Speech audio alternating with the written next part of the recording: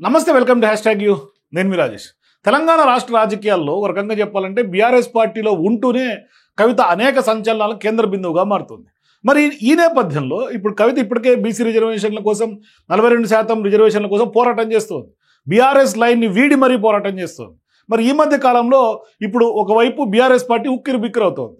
అది ఎమ్మెల్సీ కవిత ఎపిసోడ్లో కానీ లేదు అంటే కేసులకు సంబంధించినటువంటి పరంపర కానీ ఈ ఉక్కిరి బిక్కిరి కొనసాగుతున్నటువంటి సందర్భంగా తెలంగాణ పొలిటికల్ సర్కిల్స్లో ఒక ఆసక్తికరమైనటువంటి చర్చ విస్తృతంగా నడుస్తోంది, ఒక హాట్ టాపిక్గా మారుతుంది. మరి ఇప్పుడు రాష్ట్ర సాధనలో కీలక భూమిక పోషించినట్లుగా ప్రచారం చేసుకోవటం, రాష్ట్రం ఏర్పడిన మొదటి 10 ఏళ్లలో తమ ప్రభుత్వాన్ని ఏర్పాటు చేశారు గులాబీ బాస్. నిజంగా ఆనాడు అందరూ కలిసికట్టుగా చేసినప్పటికీ క్రెడిట్ అంతా తెలంగాణ తెచ్చినటువంటి వాళ్ళగా కేసీఆరే తీసుకున్నారు. మరి రాష్ట్రాన్ని ఎంతలా కంట్రోల్ చేశారంటే ఖచ్చితంగా ఆయన హుకుం లాగా నడిపించారు. సో ఇప్పుడు జరుగుతున్నటువంటి వాస్తవిక పరిణామాలన్నీ కూడా ఆయనకి ఇప్పుడు తలనొప్పిగా మారిందా అన్న చర్చ జరుగుతోంది. నిజంగా ఆ క్వశ్చన్కి ఖచ్చితంగా అవుననే సమాధానం కూడా వినిపిస్తుంది. మరి సమస్త తెలంగాణకు తాను తప్పించి మరెవరు ఉండరు, రారన్న భావనలోనే కేసీఆర్ ఉండి ఉంటారన్న విషయాన్ని కూడా ఆయనకు సన్నిహితంగా ఉన్న వాళ్ళు మాట్లాడుకుంటూ ఉంటారు. అంటే ఖచ్చితంగా కేసీఆర్ తెలంగాణకి నీడ్ ఆఫ్ ది అవర్. ఈ అతి విశ్వాసమే ముచ్చటగా మూడోసారి అధికారాన్ని లేకుండా కోల్పోయేటట్టుగా చేసింది అనడంలో ఎటువంటి డౌటు లేదు. మరి హ్యాట్రిక్ రికార్డును దూరం చేసిందని కూడా చాలామంది కొంత ఈ తప్పిదాలన్నీ కూడా గుర్తు చేసుకుంటూ ఉంటారు. ఇదంతా ఒక ఎత్తు అయితే ఇప్పుడు కేసీఆర్ దిగిపోయిన తర్వాత రేవంత్ ఆధ్వర్యంలో కొలువుదీరినటువంటి కాంగ్రెస్ ప్రభుత్వం అంతకంతకు తన పట్టును పెంచుకుంటూ పోతుంది. పాలనపై రేవంత్కు ఇప్పుడిప్పుడే పట్టు వస్తున్నట్టుగా స్పష్టంగా చెప్పుకోవచ్చు. అంటే రేవంత్ ప్రభుత్వం కొలువుతీరి 2 ఏళ్ళు అవుతున్నటువంటి సందర్భంగా, అంటే almost near to 2 years, Telangana రాజకీయాల్లో అనూహ్య పరిణామాలు చోటు చేసుకుంటూ ఉన్నాయి.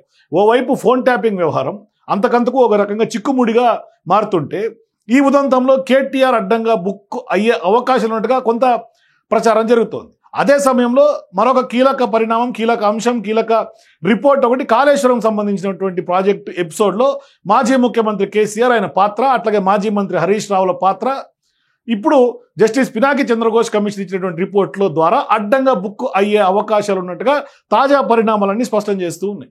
ఇక్కడ మరో ఆసక్తికర అంశాన్ని కూడా ప్రస్తావించాలి. మిగిలినటువంటి ప్రభుత్వాల మాదిరి తానేదో టార్గెట్ చేసి కేసీఆర్ అండ్ కో మీద రాజకీయ పగ తీర్చుకుంటున్నట్టుగా భావన రాకుండా చూసుకోవడంలో చాలా వరకు జాగ్రత్తగా సీఎం రేవంత్ వ్యవహరిస్తున్నట్టుగా కనిపిస్తోంది. మరి ఈ విషయం ఫోన్ ట్యాపింగ్ అంశం ఎంత తీవ్రమైంది అయినప్పటికీ అధికారులు తప్పించి రాజకీయ నాయకులు కానీ బీఆర్ఎస్లోని ఏ స్థాయి వారు కూడా ఇప్పటి వరకు అరెస్టు కావకపోవడమే స్పష్టంగా మనకు కనిపిస్తూ ఉంది ఎపిసోడ్స్.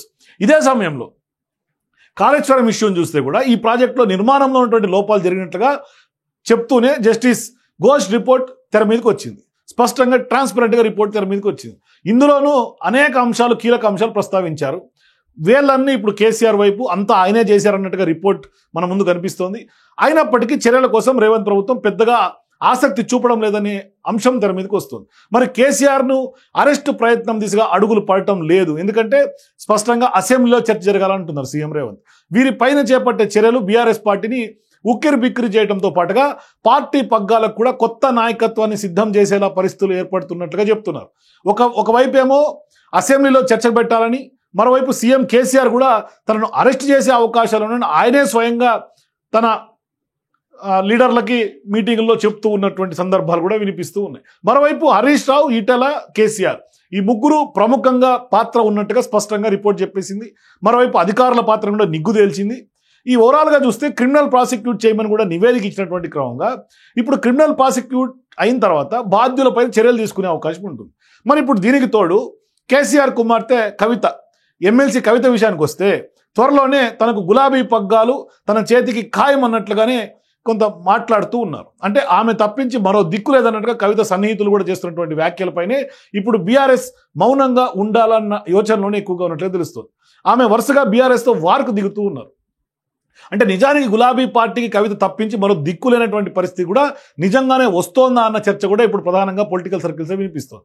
ఎందుకంటే ఒకవైపు కేటీఆర్ ఆయన ప్రధానంగా ఈ ఫార్ములా ఈ కార్ రేస్ అని, లేదంటే కనుక ఫోన్ ట్యాపింగ్ ఎపిసోడ్ అని, లేదు అంటే కేసీఆర్, హరీష్ రావు ఏమో ఇప్పుడు కాళేశ్వరం సంబంధించినటువంటి వ్యవహారం ఇరుక్కోవటం, ఇట్లా అన్ని వరుసపెట్టి ఈ కేసులు ఉక్కిరి బిక్కిరి చేస్తున్నారు. మరోవైపు కొంతమంది లీడర్లు పార్టీని విడిచిపెట్టి వెళ్ళిపోతున్నారు. ఇప్పుడు ఎమ్మెల్సీ కవిత ప్రజా పోరాటాలు చేస్తున్నారు. మరి ఒకవేళ ఖచ్చితంగా ఆమె దిక్కు అని అనిపిస్తే అంతటి బాధ్యతను కూడా కవిత సరైనటువంటి రీతిలో డీల్ చేయగలరా అన్న ప్రశ్నలు కూడా జోరుగా సాగుతున్నాయి. కానీ ఇప్పుడు వాస్తవంగా కవిత చేస్తున్నటువంటి అడుగులు రాజకీయంగా చూస్తే ఖచ్చితంగా ప్రజా పోరాటాలు చేస్తున్నారు, చాలా వ్యూహాత్మకంగా అడుగులు వేస్తున్నారు. కవిత ఒక రకంగా చెప్పాలంటే మొన్న ఢిల్లీ లిక్కర్ స్కామ్లో అరెస్ట్ అయినప్పటికీ ఆమె ఇప్పుడు కేవలం కక్ష సాధింపుగానే ఆ వ్యవహారాన్ని చూస్తున్నారు. బెయిల్ మీద బయటికి రావడం కూడా మనందరికీ తెలిసిందే. మరి ఇప్పుడు ఈ కేసులో ఖచ్చితంగా కవిత పాత్ర కనుమరుగవుతుందన్న వాదన కూడా వినిపిస్తోంది.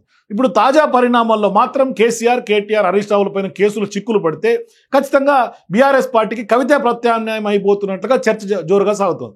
అయితే ఈ తరహా పరిస్థితులు వచ్చే అవకాశాలు చాలా తక్కువ అన్న వాదన కూడా మరొకటి వినిపిస్తుంది.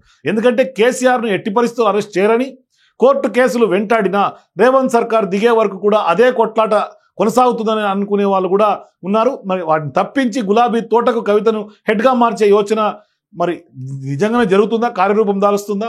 అంతేకాదు మాజీ మంత్రులు కేటీఆర్, హరీష్ రావులను సైతం అరెస్ట్ చేస్తే తదనంతర పరిణామాలు రేవంత్ సర్కార్కు కొంత ఇబ్బందికరమైనటువంటి పరిస్థితులు కూడా భవిష్యత్తులో ప్రజల నుంచి వచ్చే అవకాశం ఉందన్న వాదన కూడా బలంగా వినిపిస్తోంది. మరి దీనికి కారణం గులాబీ పార్టీకి అత్యంత కీలకమైనటువంటి ఆ ముగ్గురు నాయకుల్ని ఖచ్చితంగా కేసుల విషయంలో చర్యలు తీసుకుంటే స్పష్టంగా ప్రజలు ఏ విధంగా రిసీవ్ చేసుకుంటారనేది కూడా ఒక పాయింట్.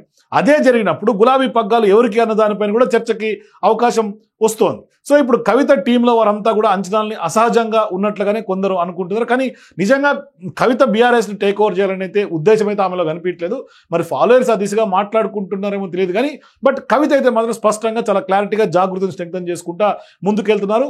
సో ఏదైతే ఈ వాదన తెర మీదకి వచ్చి పొలిటికల్ సర్కిల్స్లో విస్తృతమైనటువంటి చర్చ జరుగుతుందో ఇది కేవలం ఊహాజనితంగానే మనం కొట్టిపారాల్సినటువంటి అవకాశం ఉంది. కానీ ఒకవేళ అటువంటి సందర్భాలు ఏమైనా వస్తే కవిత లీడ్ తీసుకోవడంలో కూడా వెనకడుగు వేసే అవకాశం లేదు. ఎందుకంటే కవిత కాళేశ్వరం స్కామ్ మీద కేసీఆర్కి సంబంధించి నోటీసులు ఇస్తే మొట్టమొదటిగా దీక్ష చేసింది ఎమ్మెల్సీ కవితనే.